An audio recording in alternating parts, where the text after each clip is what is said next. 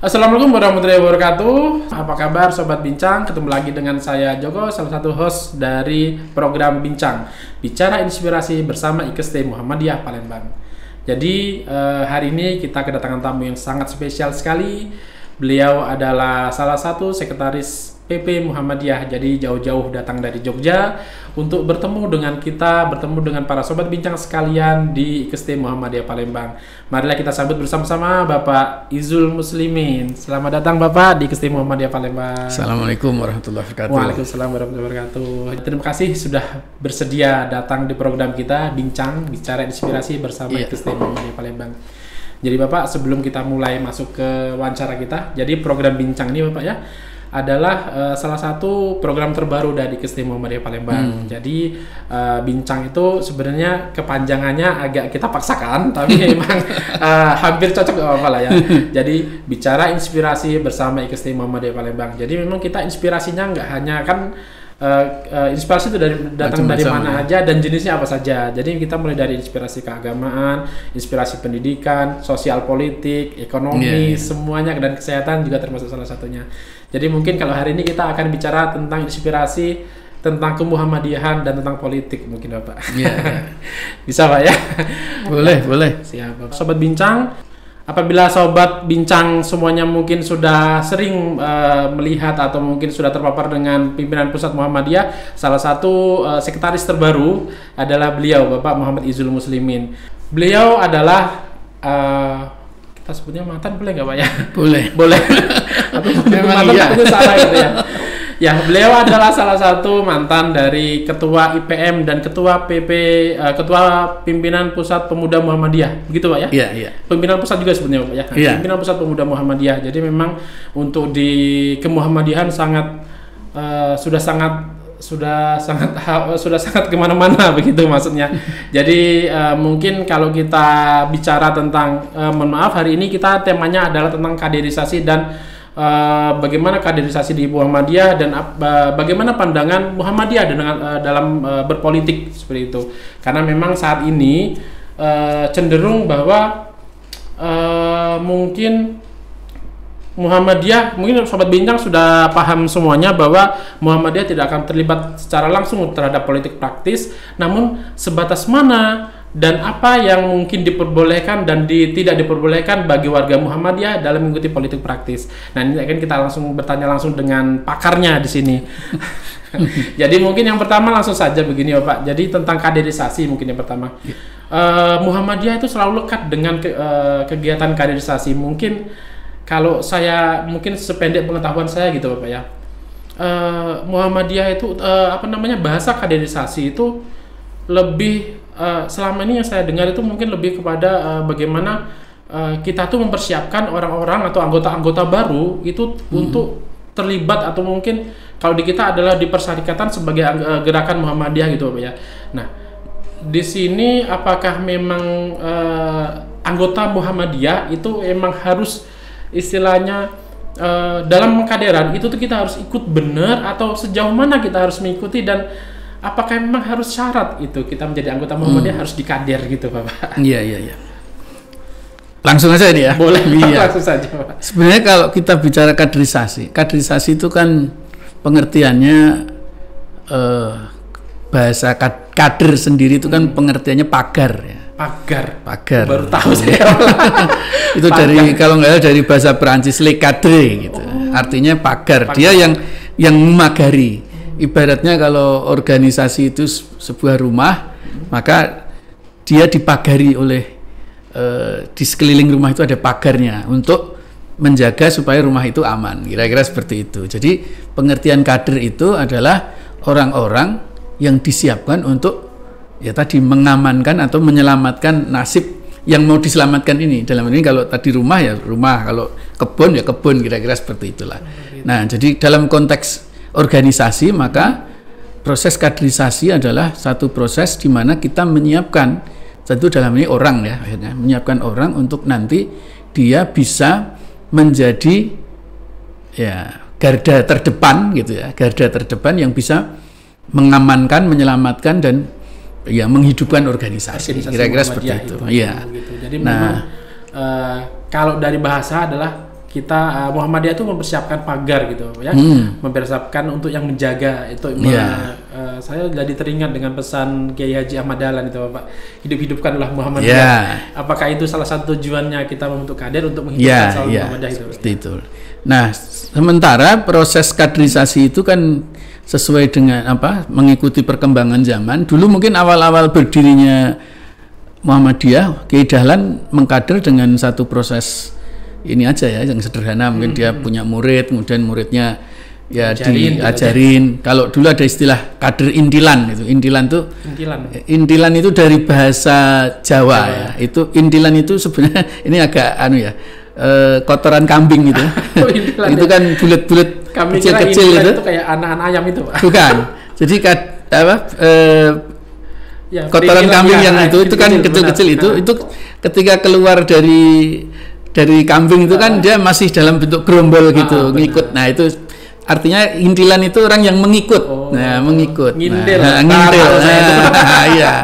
Intilan itu pengertiannya itu. Jadi dulu awalnya proses kaderisasi ya dengan cara ngindil itu. Ngindil, kalau Kiai Dahlan ya diindil sama murid-muridnya itu. Akhirnya mulai mengerti apa yang menjadi gagasan, apa yang menjadi pikiran Kiai Dahlan. Dari situlah kemudian Muhammadiyah berkembang sampai kemudian ketika sudah semakin katakanlah terorganisir gitu ya, maka proses kaderisasi itu kemudian memasuki tahap yang lebih formal. Gitu. Ya, ada proses-proses misalnya saat ini sudah mulai ada Baitul Arkom, seperti itu, gitu. Ada ortom, ada majelis yang itu semuanya bisa menjadi proses kaderisasi gitu ya. Siap. Nah, kira-kira seperti itu. Jadi memang awalnya bukan suatu yang sifatnya formal dan saat ini mulai yang diperbarui dan istilahnya yang tren saat ini adalah sifat formalnya itu bagaimana gitu. Jadi memang kalau kita bisa menangkap bahwa memang kaderisasi itu adalah bagaimana organisasi atau persyarikatan Muhammadiyah ini mempersiapkan kader-kadernya atau penjaga-penjaganya untuk meneruskan atau menghidupkan Muhammadiyah ini. Seperti itu. Nah, kemudian juga Bapak untuk kaderisasi juga mungkin saya pernah mendengar pendapat Bapak bahwa orang Muhammadiyah yang kafah itu bukan orang yang mengikuti semua bentuk kaderisasi sampai yang tertinggi, misalnya Baitul Arkom tingkat pusat, Darul Arkom tingkat pusat, tapi adalah orang yang memang menjalankan Islam secara keseluruhan atau istilahnya Islam dengan sebenar-benarnya. Apakah di sini bisa kita artikan bahwa memang untuk menjadi seorang kader itu tidak harus ikut semuanya itu atau bagaimana? Ya, jadi gini, saya menyampaikan itu dengan satu penekanan ya, bahwa sebenarnya yang diperlukan itu adalah sebuah tindakan nyata, itu loh pengertiannya gitu. Jadi orang itu bisa menjadi kader sejati ketika dia memang ada tindakan nyata. Orang tidak bisa mengklaim dirinya menjadi kader terbaik karena lewat proses ya tadi mungkin ikut Baitul Arkom dari bawah sampai atas, terus ikut mungkin pelatihan apa macam-macam, terus ngumpulin ijazah, dengan itu dia mengatakan ini saya kader sejati. Bukan itu. Karena sesungguhnya yang diukur adalah bagaimana dia berproses dalam Muhammadiyah, dia menjadi Muhammadiyah gitu. Dan itu nanti diuji, ya kan?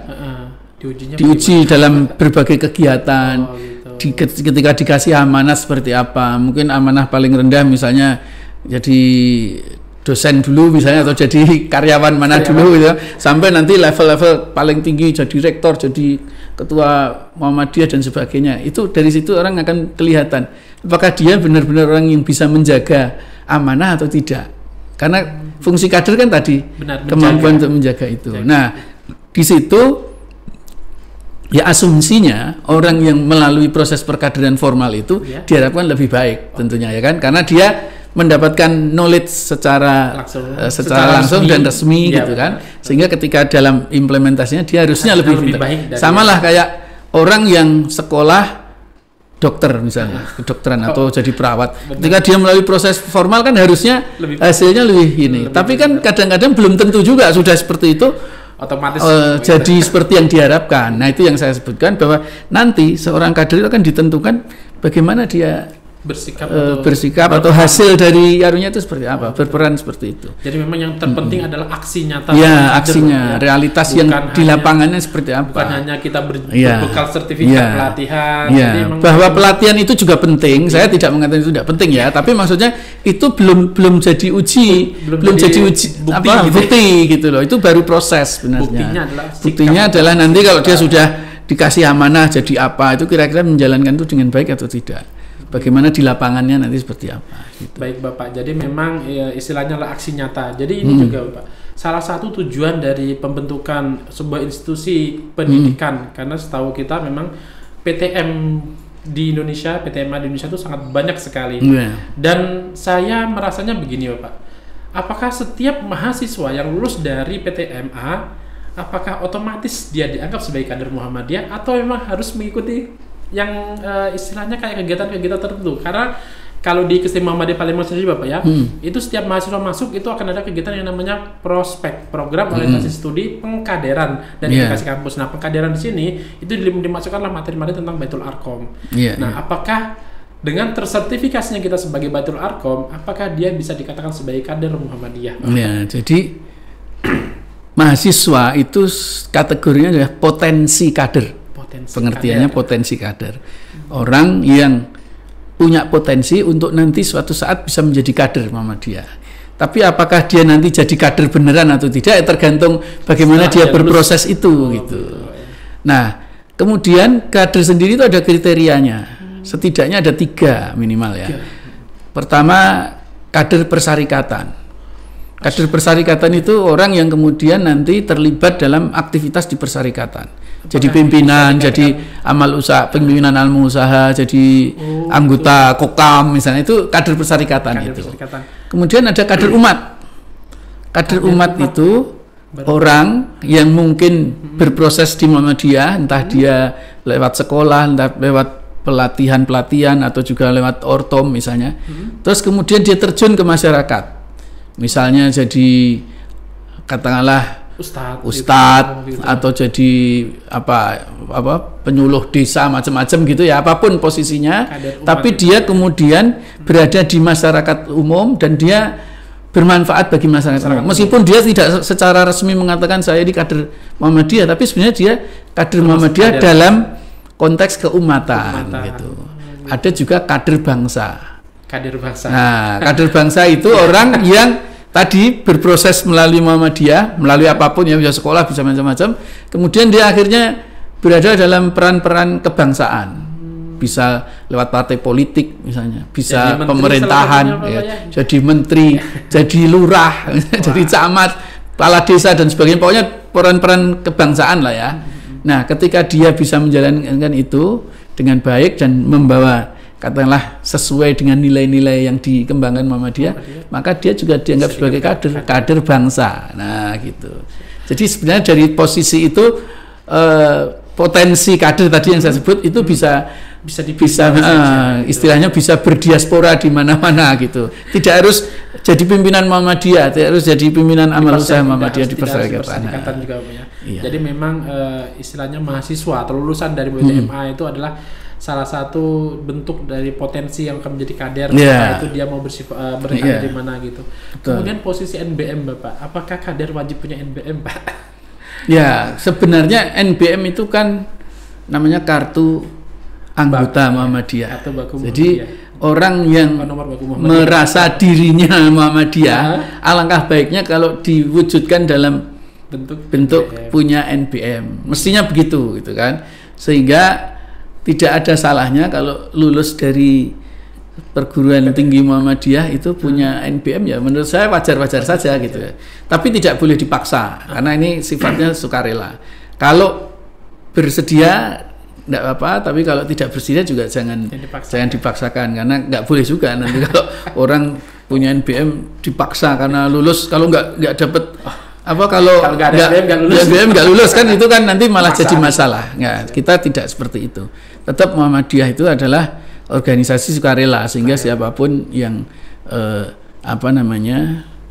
pengen jadi orang Muhammadiyah itu. Cuman memang kalau untuk katakanlah misalnya menjadi pimpinan persyarikatan, jadi pimpinan AUM, ya memang itu harus punya, ya kan? Karena itu harus posisinya harus resmi jadi kader Muhammadiyah. Ya, jadi kalau memang seperti itu, menurut saya memang harus dia memiliki itu, gitu ya. Kemudian ini Bapak, jadi mungkin tadi tentang NBM kita sedikit bertanya tentang kalau di masyarakat Bapak ya, mungkin saya sebagai salah satu pelaku juga di masyarakatnya Bapak. Jadi posisi terkadang masyarakat di kita ini bukan agak malu, tapi kayak nggak punya teman gitu di Muhammadiyah di masyarakat Bapak. Jadi gini. Jadi kelompok minoritas. Jadi misalnya begini, kayak sholat subuh gitu aja Pak ya. Masjid mungkin bukan hampir semua, hampir rata-rata itu kalau subuh pasti pakai kunut. Pada saat orang ada kunut dan kita menurunkan tangan gitu, itu kita jadi semacam diperhatikan. Siapa ini? Itu kenapa? Kok berani? Kok ini ajaran sesat mana gitu? Itu mungkin bagi orang yang nggak tahu. Kalau orang yang tahu, oh ini orang Muhammadiyah, kita harus menghargai. Tapi nggak semuanya begitu Pak. Dan itu kadang juga menjadi kayak minder bagi kita Pak. Jadi ini stigma ini gitu. Ya udahlah, apakah kita ikut-ikut saja gitu. Apakah bagaimana Pak kira-kira Pak? Kita bersikap istilahnya bermuhammadiyah di masyarakat yang yang rata-rata bukan Muhammadiyah gitu Pak. Iya, jadi kita itu kalau di masyarakat ya kita berbaur dengan masyarakat. Tentu kita jangan juga harus menutup-nutupi ya bahwa saya bukan orang Muhammadiyah, nggak perlu juga seperti itu. Kita kan kalau orang Syiah ada istilahnya takyah ya. Kita tidak mengenal itu ya. Nggak harus terus nggak mau mengaku Muhammadiyah juga. Tapi kita juga tentu tetap harus punya tenggang rasa gitu ya. Jangan kemudian memaksakan gitu ya, menyalahkan orang atau bahkan mungkin kamu ini nggak benar gitu, nggak boleh juga. Gitu. Karena kalau dalam Islam sendiri dakwah itu kan juga nggak boleh kan ud'u ila fisabilihi kok jadi lupa saya. Bil hikmah wa mau'izatil hasanah wa jadilhum billati hiya ahsan. Jadi kalau kamu atau mengajak kepada jalan Tuhan itu harus dengan cara bil hikmah, dengan cara baik, mau'izatil hasanah dengan cara contoh teladan gitu ya. Mau'izatil hasanah itu teladan yang baik. Atau kalaupun harus berdebat harus dengan cara yang ini juga santun. Gitu. Wajadilhum billati hiya ahsan. Berdebatlah kamu dengan cara yang santun. Ya, artinya kita nggak boleh dakwah kok terus. Bahkan ya ini mungkin nggak bisa ambil contoh Nabi Musa itu ketika dia diperintahkan berdakwah kepada Fir'aun itu diperintahkan qaulan sadida. Gunakanlah kata-kata yang baik gitu. Padahal kan jelas itu menghadapi Fir'aun gitu ya. Tapi oleh Allah diperintahkan untuk tetap menggunakan kata-kata yang benar, kata-kata yang baik, tidak kasar. Gitu. Nah itu seperti itu. Jadi artinya kita di Muhammadiyah juga gitu. Dalam menghadapi masyarakat ya kita nggak boleh terus ya apalagi sampai memusuhi apa. Justru kita harus berusaha untuk bisa mendekati. Itulah strategi dakwah Muhammadiyah seperti itu. Misalnya gini Bapak, kalau misalnya nih ada kayak kegiatan tahlilan yang sampai 7 hari, yang lebih dari 3 hari gitu. Apakah kalau kita mengikuti dan kita juga mengikuti kegiatan prosesnya dan kita istilahnya kan biasanya kalau kita itu, tapi kita nggak berani mungkin ya kalau kita mau ngomong nggak boleh loh ini nggak boleh ya kan kita pasti siapa ngomong itu nggak mungkin kita gitu Pak ya. Nah tapi kalau kita ngikut juga nih Pak misalnya Pak, kita diundang dan kita datang kegiatan itu salah nggak sebenarnya Pak? Jadi gini, tahlilan itu kan dari kata tahlil. Ya. Tahlil itu kan baik sebenarnya, tahlilnya itu baik. Yang menjadi masalah ketika tahlilan itu dikaitkan dengan misalnya kematian seseorang dan itu harus dilaksanakan sekian hari. Ada itu sebenarnya kalau di tradisi Jawa itu ada kan 7 hari, 40 hari, 100 hari, 1000 ya kan, ada seperti itu. Nah, tentu dalam Islam kita tidak dibolehkan menjadikan itu sebagai suatu keharusan yang wajib, bahwa pengajian untuk mengingatkan kan bagus-bagus saja sebenarnya. Jadi sebenarnya kalau kemudian kita ikut dalam konteks itu sebenarnya tidak apa-apa. Yang dilarang itu menjadikan itu sebagai sebuah keharusan, bahkan kemudian di beberapa tempat itu mengharuskan mereka harus mengeluarkan biaya yang besar yang akhirnya membuat masyarakat atau orang yang tidak mampu itu harus berhutang dan sebagainya, yang akhirnya malah menyusahkan, membebankan. Nah, ini yang tidak mestinya tidak dilakukan. Oleh karena itu, ketika kita masuk kepada masyarakat, jangan terus langsung ini nggak boleh ini, itu nanti pasti tersinggung ya. Kita harus mulai melakukan pendekatan. Misalnya ya nggak apa-apa, tapi nggak usah berlebih-lebihan. Nah, dalam beberapa tempat saya pernah misalnya akhirnya justru yang semacam dibantu oleh masyarakat atau warga dengan istilahnya nggak usah sampai keluar biaya, yang penting ini sudah cukup gitu kan. Ada misalnya saya lihat di Jakarta itu nggak 7 hari tapi cuma 3 hari misalnya, bentuknya tausiah gitu kan, dan nggak usah bagi-bagi makanan yang terlalu berlebihan misalnya, bahkan kadang yang bagi itu tetangganya dan sebagainya. Ini kan cara-cara untuk sebenarnya kalau menurut saya Muhammadiyah itu kan sebenarnya bagaimana beragama itu secara benar dengan benar dan masuk akal gitu loh, masuk akal. Artinya gini, agama itu kan juga sesungguhnya kan Islam itu kan agama yang masuk akal kan gitu. Makanya Quran kan banyak afala taqilun, kenapa apa kamu nggak mikir gitu kan, kira-kira gitu. Artinya sebenarnya kita dalam beragama Islam itu sebenarnya justru kita mestinya bisa menjalani itu kira-kira yang kita lakukan ini masuk akal nggak gitu. Kira-kira seperti itu. Sehingga ketika itu menjadi beban, menjadi yang ujung-ujungnya justru ya tidak masuk akal tadi, itulah yang kemudian mungkin perlu kita perbaiki. Nah, lama-lama ketika masyarakat nanti sudah paham itu kan dengan sendirinya juga akan ini. Karena kondisi itu sebenarnya menyesuaikan lingkungan juga sebenarnya. Nah, dalam hal ini kalau kita sebagai orang Muhammadiyah ketika menghadapi seperti itu, ya tadi harus bijak, tidak terus main salah-salah. Malah ada yang pernah mengatakan ke saya gini, kalau diundang nggak apa-apa datang, karena itu menjalankan satu ini yang lain, yaitu orang kalau diundang itu wajib datang. Wajib silaturahmi, membangun silaturahmi, wajib datang. Perkara misalnya kemudian di situ kita tidak mengikuti hal-hal yang kita anggap misalnya nggak ini, ya nggak apa-apa, tapi datang itu menurut ada yang menganggap itu lebih baik, karena itu nanti akan membangun silaturahmi yang baik daripada kemudian kita akhirnya mengisolasi diri dengan ini yang akan menimbulkan masalah. Tetapi itu tetap berproses, karena nanti ketika masyarakat sudah semakin paham, itu proses itu bisa ini. Mungkin kalau sekarang agak bergeser juga pemahaman gitu, Ustaz. Bapak mohon maaf. Jadi memang kalau dulu tempat kami itu kita ngomong yasinan, Bapak.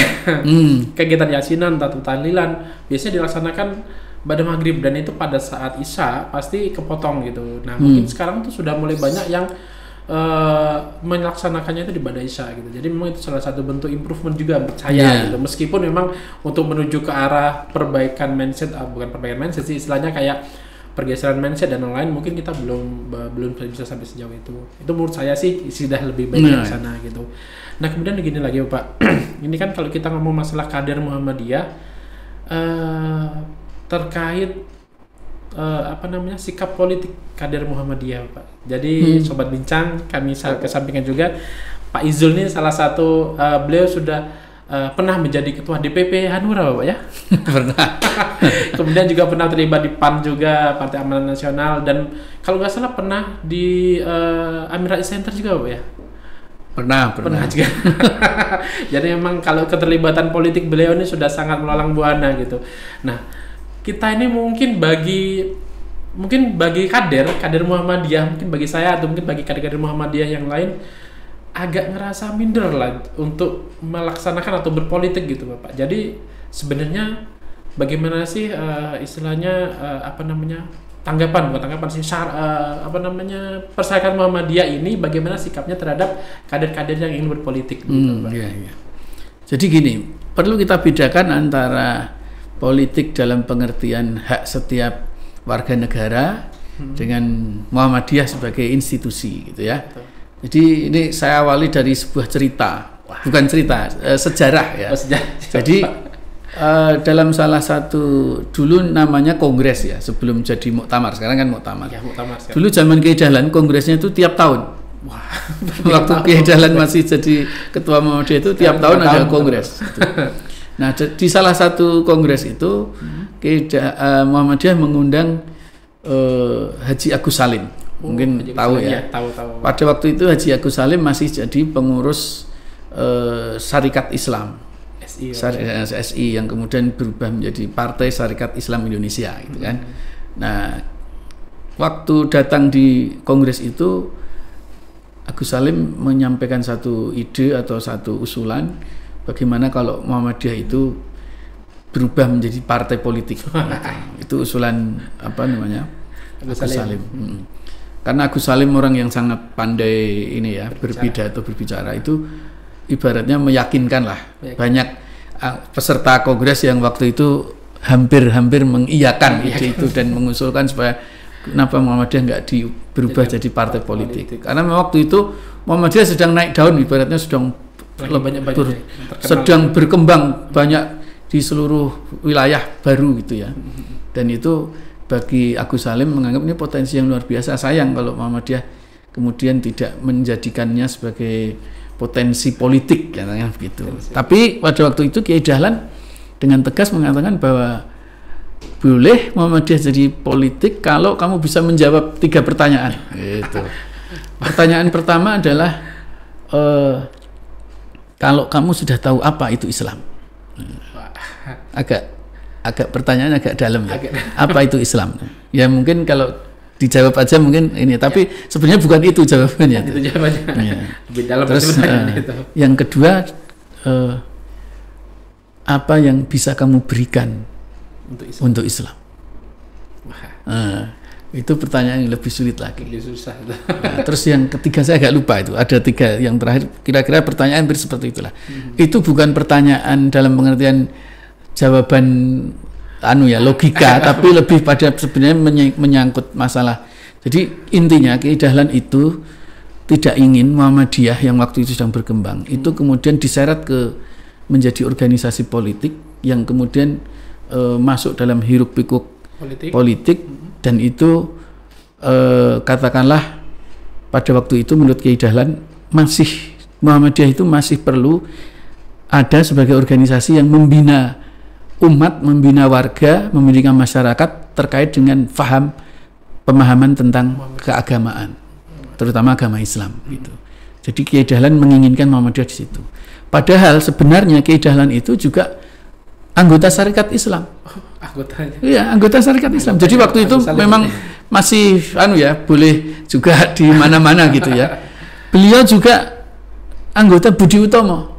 Kalau Budi Utomo saya tahu. Iya, jadi bisa dibayangkan Kiai Dahlan yang seperti itu tentu bukan orang yang tidak tahu politik kan, pasti paham tentang politik. Tapi memang beliau tidak ingin Muhammadiyah dibawa ke ranah politik praktis atau menjadi organisasi politik gitu.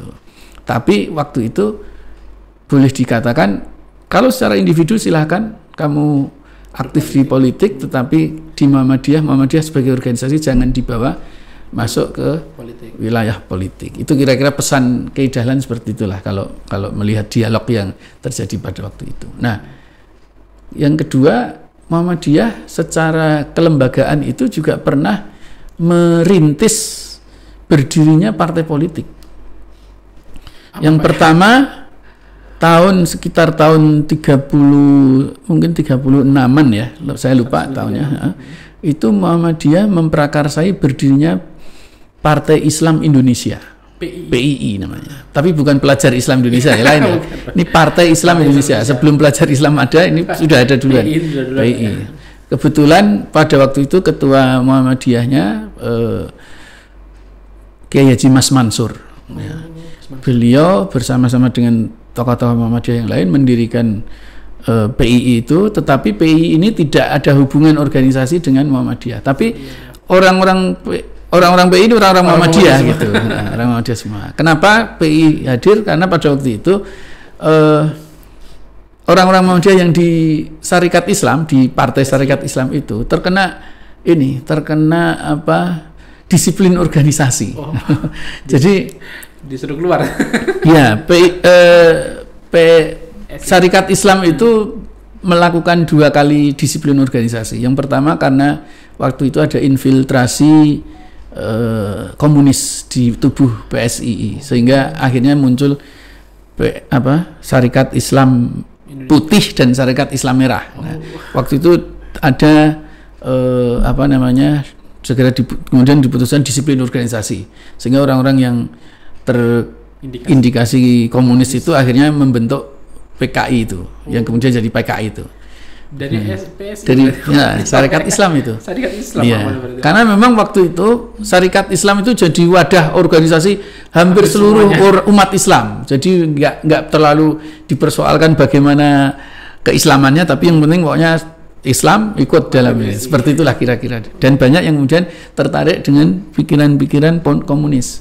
Memang komunis pada waktu itu masih tidak seperti yang kemudian dilihat sekarang. Pada waktu itu bahkan ada beberapa sebut ulama gitu yang menganggap bahwa komunis itu nilainya seperti sejalan lah dengan Islam. Ada seperti itu, bahkan ada yang seperti itu. Nah, itu yang pertama. Jadi PSII melakukan disiplin organisasi sehingga banyak orang Muhammadiyah yang orang komunis itu ya yang kemudian disiplin. Yang kedua, disiplin yang kedua itu beberapa tahun kemudian dilakukan kepada orang-orang yang aktif di Muhammadiyah. Jadi gara-garanya pada waktu itu terjadi pergerakan nasional Indonesia rata-rata pada waktu itu melakukan aksi non kooperatif terhadap pemerintah Belanda.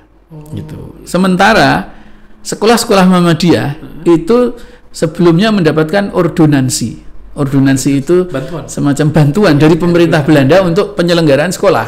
Nah, pada waktu itu Muhammadiyah menganggap kalau ordonansi itu dihentikan, artinya kita tidak mau menerima ordonansi itu dengan alasan non kooperatif, bersikap non kooperatif itu, maka kita justru dirugikan. Karena ini kan menurut argumentasi orang Muhammadiyah, ini kan uang dari rakyat juga, mereka kan mengeksploitasi Indonesia kan, terus kemudian itu kekayaan itu diambil. Nah, salah satunya akhirnya dikembalikan untuk ordonansi itu kan. Nah, bagi kita ini hak kita, kenapa harus kita tolak gitu loh. Seperti itu. Justru ini kepentingannya untuk pendidikan bangsa, sehingga waktu itu Muhammadiyah menolak aksi non kooperatif itu. Kita tetap menerima ordonansi itu, tetap diterima. Nah, ternyata itu menyebabkan orang-orang Muhammadiyah yang di PSII itu dikeluarkan gitu. Akhirnya membentuk PI itu. Nah, itu ada sejarahnya seperti itu. Nah, kemudian tahun 45 ketika Bung Hatta waktu itu jadi wakil presiden sekaligus perdana menteri pertama, ya, itu mengeluarkan maklumat dibentuknya Partai Politik Indonesia, supaya memberikan kebebasan atau memberikan kesempatan kepada warga negara Indonesia untuk membentuk partai politik. Maka waktu itu berdiri ada PNI yang sebelumnya memang sudah ada sebenarnya, tapi kemudian diakomodir menjadi ya partai resmi lah gitu. Ada PNI, ada itu termasuk kemudian akhirnya berdirilah Masyumi. Masyumi itu didirikan di Madrasah Mu'alimin Muhammadiyah Yogyakarta. Ya, itu mengakomodir seluruh kekuatan umat Islam pada waktu itu. Ada Muhammadiyah, NU, Persis, Perti, macam-macam lah, semuanya bergabung karena waktu itu kita sepakat satu Islam, satu partai politik. Berdirilah Masyumi itu. Jadi Muhammadiyah itu menjadi penggagas berdirinya setelah PII tadi, kemudian Masyumi. Muhammadiyah pada waktu itu sebagai salah satu pendiri dengan beberapa organisasi yang lain menjadi anggota istimewa dari Masyumi. Nah, itu ada sejarahnya. Jadi sebenarnya kalau dikatakan bahwa Muhammadiyah itu tidak ada hubungan dengan partai politik juga tidak, tetapi selama ini Muhammadiyah memisahkan diri untuk tidak menjadi organisasi politik. gitu. Makanya dulu waktu Masyumi itu kemudian ada istilah berjuangnya di Masyumi, berdakwahnya di Muhammadiyah gitu. Jadi kalau di Muhammadiyah jangan berpolitik, kira-kira gitu. Pengertiannya gitu maksudnya. Maksudnya berjuang itu dalam pengertian politik gitu. Bukan berarti di Muhammadiyah nggak berjuang, enggak ya. Tapi menggambarkannya seperti itu. Kalau mau berjuang lewat Masyumi, berdakwah lewat Muhammadiyah, kira-kira seperti itu.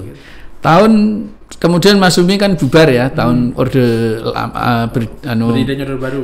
Bukan, sebelum Orde Baru itu oleh Bung Karno kan karena tidak mau ikut Nasakom itu loh. Kemudian kan Masyumi akhirnya bubar. Terus Orde Lama ganti Orde Baru. Sekitar tahun 70-an Muhammadiyah mau menghidupkan kembali Masyumi, tapi waktu itu oleh Orde Baru, oleh Pak Harto tidak diperbolehkan, silahkan bikin partai baru saja. Akhirnya didirikan namanya Parmusi. Partai Muslimin Indonesia. Kira Partai Muhammadiyah. Bukan.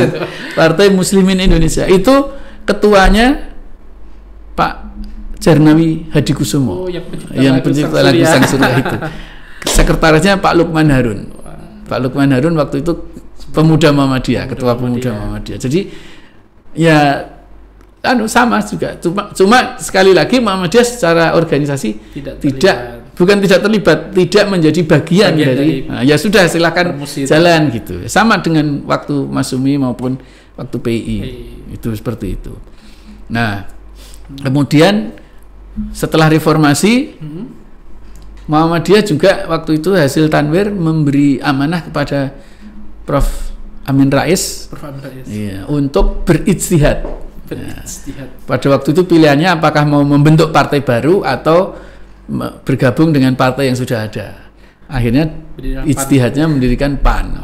Jadi sebenarnya PAN itu ya ada hubungannya dimulai dari Tanwir Muhammadiyah di Semarang itu, kemudian mengamanatkan kepada Pak Amin untuk. Tapi secara organisasi PAN dengan Muhammadiyah tidak berbeda. Tidak sama ada partai-partai sebelumnya. Iya, seperti itu. Jadi posisinya gitu. Jadi di Muhammadiyah itu secara kelembagaan, secara organisasi Muhammadiyah itu tidak menjadi underbow atau bagian dari partai politik manapun.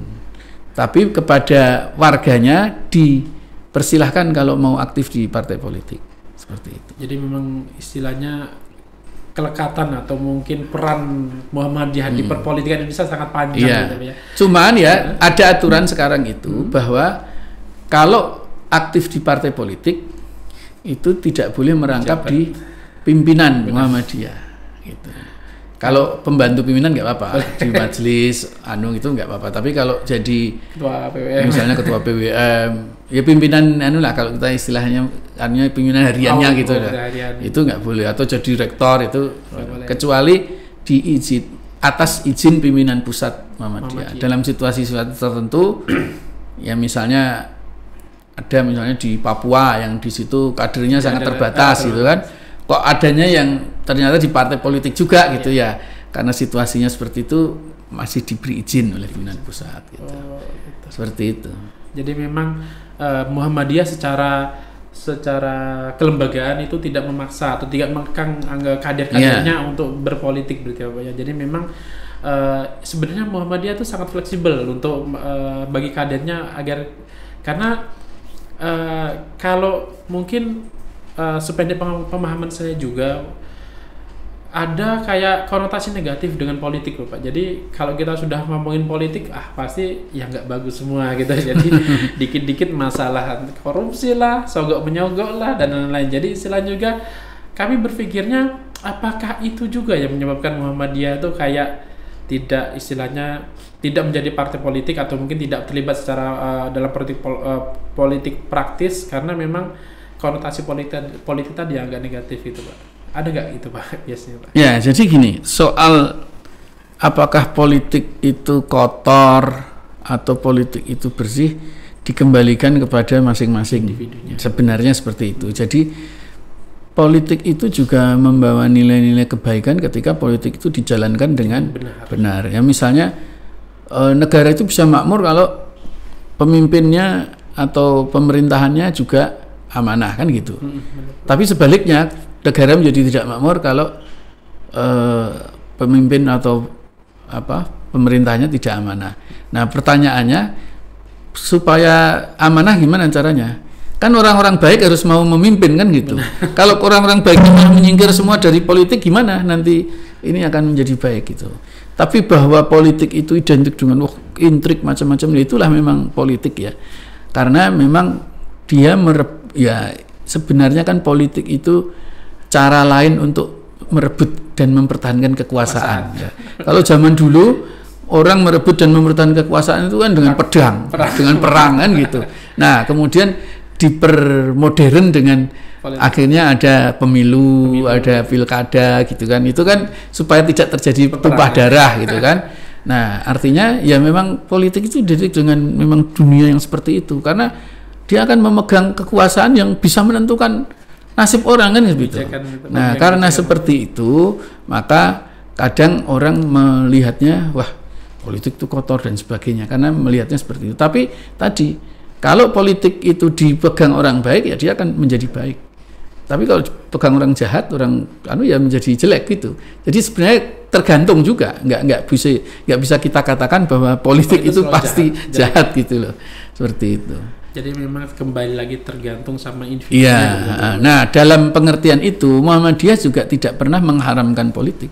Benar. Nah, cuma Muhammadiyah mengambil strategi, gitu. Ini pilihan strategis. Menjadikan Muhammadiyah ini sebagai organisasi dakwah kemasyarakatan, tidak menjadi organisasi politik praktis. Karena pilihan strategis itu terkait dengan tadi yang disampaikan oleh Kiai Dahlan. Gimana nanti kalau kita semuanya masuk ke politik, kemudian siapa yang nanti mengurus dakwah? Siapa nanti yang akan memikirkan itu? Karena pasti akan ditinggalkan. Semua orang akan berpikir gitu kan. Karena dalam Islam sendiri kan kita juga jangan semua pergi berperang, harus ada yang menekuni ilmu ya. Pengertian ilmu tadi maksudnya ya berdakwah atau mengembangkan ini, dan itu harus ada gitu loh. Kira-kira seperti itu. Jadi memang kalau bisa kami tarik kesimpulan untuk politik itu, jadi sebenarnya kita tuh bagaimana kita menjalani politik itu adalah dari istilahnya dari kedewasaan kita atau mungkin dari pemahaman kita. Ya kalau dari individunya sendiri istilahnya Bapak ya, kalau individunya jahat, mau itu orang Muhammadiyah atau bukan, dia tetap jahat. Tapi kalau individunya baik, apalagi itu dari Muhammadiyah, pasti menjalani politiknya juga dengan baik begitu Bapak ya. Apalagi itu kalau adalah kader Muhammadiyah gitu Bapak ya. Dan menurut saya juga banyak kader Muhammadiyah yang berpolitik Bapak ya. Nah, kemudian juga ada sedikit juga Bapak. Kalau misalnya nih sedikit mungkin agak melenceng sedikit Bapak ya. Kalau misalnya ada kader Muhammadiyah berpolitik praktis, kemudian mohon maaf dalam tanda kutip memanfaatkan kemuhammadiyahannya untuk kegiatan politik, yang misalnya nih dia istilahnya bukan dalam kampanye, istilahnya kalau kami ngomong tuh apa ya, safari politik ya, itu di kegiatan Muhammadiyah yang memang di dalamnya tersebut itu emang orang-orang Muhammadiyah yang secara tidak langsung dia bisa jadi kayak memohon dukungan dari orang-orang Muhammadiyah dan lain gitu. Apakah itu istilahnya masih menjadi hal yang sah-sah saja gitu Pak? Ya, pertama sekali lagi Muhammadiyah tidak punya hubungan ya dengan politik. Partai politik manapun. Bahwa kemudian ada kader yang aktif di politik, itu sesuatu keniscayaan yang tidak bisa kita katakan terus wah enggak ini sama sekali. Sehingga sebenarnya itu akhirnya tergantung bagaimana membangun komunikasi gitu ya. Selama kemudian istilahnya kan ada simbiosis mutualisme ya kan. Ya, jadi selama Muhammadiyah tidak dirugikan ya enggak apa-apa, dibangun komunikasi yang baik itu. Karena ya daripada kemudian harus sama orang lain aja kita berhubungan baik gitu kan. Ya kan, kita kan kalau ada orang lain datang juga kita sambut dengan baik. Kalau kader kenapa tidak? Cuman jangan sampai juga kemudian dia merugikan Muhammadiyah gitu. Intinya gitu sebenarnya. Jadi selama dia masih membawa kebaikan ya enggak apa-apa. Yang kedua, Muhammadiyah enggak bisa dipaksakan gitu. Maksudnya terus wajib harus ini ya enggak bisa diwajibkan, kembali ke masing-masing gitu. Karena bisa jadi kan mungkin masing-masing orang punya apa namanya, preferensi istilahnya gitu ya, punya ininya sendiri-sendiri gitu ya. Pandangan sendiri-sendiri. Yang penting pokoknya selama itu tadi tidak ada yang pihak yang dirugikan, menurut saya tidak ada masalah, sah-sah saja untuk mendekati Muhammadiyah. Hanya ada koridor-koridornya, misalnya nggak boleh terus ke kampus pasang baliho atau apa ya, tentu ada hal-hal yang kita harus menjaga lah gitu. Karena memang menurut saya juga ada beberapa kegiatan yang sifatnya itu adalah berbau partai politik yang dilaksanakan di lingkungan Muhammadiyah. Tapi menurut saya juga kembali lagi pada individunya masing-masing, dan pada saat kita disampaikan tidak semerta-merta Pak yang kita sampaikan apa ya istilahnya, audiens atau warga Muhammadiyah yang mendengarkan itu pasti mengikuti penyampaian itu. Jadi menurut saya juga kemarin sempat pikir sebenarnya nggak masalah gitu. Toh dia juga berusaha gitu, tidak merugikan kita gitu. Jadi istilahnya ya monggo. Toh kita juga bisa dipaksakan gitu Pak, hanya Pak ya gitu. Oke Bapak, mungkin kalau masalah karya dan politik kita sudah cukup banyak berbicara gitu Pak. Cuman ada sedikit lagi nih agak mengganjel gitu. Jadi kami setelah baca-baca profilnya Bapak tuh, salah satunya kayaknya Bapak juga seorang seniman Pak ya. Ada 3 lagu yang diciptakan, salah satunya dari Mars IPM Pak ya. Kemudian ada original soundtrack film ya, original soundtrack film Nyai Ahmad Dahlan ya. Itu judulnya apa? Cinta Melampaui Zaman. Dan satu lagi itu dari jinglenya Lazismu ya ada juga ya. Apakah memang istilahnya punya bakat sih, punya minat ke arah seni juga? Hobi aja sih. Iya, jadi saya memang sejak kecil itu kebetulan dulu sering ikut lomba ya. Awalnya lomba nyanyi gitu kan. Terus agak besar sedikit SMP itu saya lebih suka puisi gitu ya, baca puisi gitu ya. Terus SMA itu saya suka bikin puisi gitu ya. Nah, terus saya tidak tahu entah dari mana saya itu bisa menjadikan puisi itu jadi lagu gitu. Ada syair dan lagunya gitu. Nah, dari situ kemudian ya awalnya sih hanya iseng-iseng aja, biasanya acara-acara IPM gitu ya. Kalau ada pelatihan, terus biasanya di akhir-akhir pelatihan kan ada kayak apa namanya ya, acara-acara ini terus ya biasanya kadang bikin lagu untuk dinyanyikan bareng. Apakah gitu. Sebelumnya belum ada Pak lagu Mars IPM Pak pada saat sebelumnya ada, cuman kan waktu itu dulu kan IPM berubah jadi IRM. Oh iya. Sempat ada pergantian itu karena oleh pemerintah nggak boleh kan pelajar kan dijadikan jadi IRM. Nah, waktu jadi IRM itulah saya diminta untuk bikin lagu Mars IRM itu. Jadi awalnya kebetulan saya itu ketua lembaga seni budayanya waktu itu, atau dulu namanya bidang ya, ketua bidang seni budaya. Nah, kita adakan lomba lagu waktu itu, lomba untuk Mars, bikin Mars itu. Sayembara gitu. Terus masuk setelah kok nggak ada yang ini, nggak ada yang pas gitu untuk dia kan. Nah, terus ketua IPM waktu itu namanya Dokter, itu belum dokter ya, sekarang Dokter Athoillah Al-Latif itu bilang, kamu kan bisa bikin lagu, kamu coba bikin gitu kan. Terus akhirnya saya bikin ternyata kok ya bagus, pakai ini aja gitu. Terus akhirnya dipakai itu. Nah, ketika IRM pindah ke IPM, lagu ini kan sudah terlanjur jadi lagu lah ya, yang umumnya pada sudah hafal lagu itu. Terus akhirnya dijadikan lagu IPM lagi. Saya terserah kalian, saya bilang gitu. Saya udah gak di IPM lagi kan waktu itu, maksudnya udah senior gitu. Terus nggak apa-apa, minta izin dia, ya kalau memang masih mau pakai itu ya nggak apa-apa. Akhirnya sampai sekarang dipakai sebagai Mars IPM gitu. Ya jadi hobi saja sih sebenarnya, lebih ke hobi aja. Tapi nggak terlalu diseriusi dalam pengertian menjadi katakanlah pencarian hidup untuk mencari nafkah, itu nggak sampai ke situ. Tapi kalau mungkin bisa gitu. Kemudian untuk Lazismu itu jingle apa ya? Apakah itu Mars juga? Jadi gini, perlu saya ini ya, supaya nanti nggak salah paham ya. Gitu. Saya itu bisa membuat syair dan lagunya, tapi saya musik itu hanya bisa main gitar saja dan tidak bisa mengaransemen yang bagus, enggak. Jadi saya biasanya kolaborasi, saya bikin syair lagu, kemudian nanti saya minta teman yang bisa membuat aransemennya. Tapi nadanya tetap saya, do re mi fa sol la si do nya saya yang buat. Jadi lagu sudah jadi, cuman hanya bisa dinyanyikan ini saya, ini gitu, terus udah saya rekam gitu, terus saya minta dibuat aransemen jadi seperti itu. Jadi saya tidak bisa bermain musiknya, saya nggak bisa. Gitu. Memang penulis lagu istilahnya. Penulis lagu ya. Jadi saya itu bukan cuma syair ya, tapi syair dan lagunya. Jadi nadanya itu saya bisa. Ya istilahnya sudah jadi komposer itu. Ya, tapi begitu aransemen musiknya memasukkan gitar ini itu saya harus minta tolong orang lain. Saya enggak bisa. Tapi misalnya kita tahu kalau ini cocok nih kayak ini. Ya biasanya nanti kalau tolong teman ini gimana? Ini kurang ini saya bisa ngarahkannya. Tapi kalau suruh ide sendiri nggak bisa.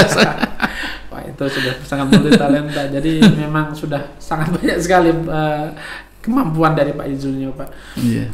Oke, Pak, mungkin sudah cukup lama juga kita berbincang-bincang. Wah, ini kayaknya isi semua yang kita daging semua istilahnya kita bicarakan tadi, Pak ya.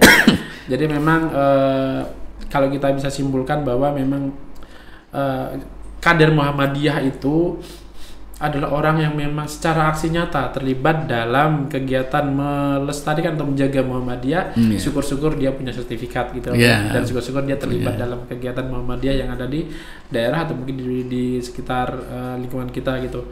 Dan kalaupun kader mau berpolitik itu tetap boleh dengan ketentuan kaidah-kaidah yang memang istilahnya politik yang baik gitu loh ya. Dan jangan sungkan untuk mencoba ide-ide baru atau mungkin bakat-bakat baru. Ya mungkin Bapak terima kasih sudah ngobrol-ngobrol bersama kami. Insya Allah inspirasinya sangat banyak sekali yang kita dapatkan. Dan mungkin Sobat Bincang juga sudah mulai, wah ini aku mau jadi apa nanti gitu. Ya mungkin dari kami mohon maaf Bapak kalau ada pertanyaan yang mungkin agak aneh, ini nyeleneh pertanyaannya. Iya, enggak apa. Ya mungkin karena wajah host baru Bapak. Jadi itu tadi Sobat Bincang, bincang-bincang kita bersama dengan Bapak Izul Muslimin. Mungkin dari Sobat Bincang sudah bisa mengambil kesimpulan, bisa mengambil hikmah dari perbincangan kita hari ini. Karena setiap yang kita bicarakan hari ini adalah mengenai tentang inspirasi yang bisa kita dapatkan dari dari semua tokoh yang kita undang pada perbincangan ini. Jadi silakan Sobat Bincang semua bisa mengambil apa yang kira-kira bisa diterapkan bagi menjadi inspirasi bagi Sobat Bincang semua, dan semoga ini memberikan manfaat kepada kita semua. Mungkin itu saja dari saya, kami selaku host program Bincang hari ini mohon pamit, mohon maaf apabila kesalahan. Saya akhiri, wassalamualaikum warahmatullahi wabarakatuh. Waalaikumsalam warahmatullahi wabarakatuh.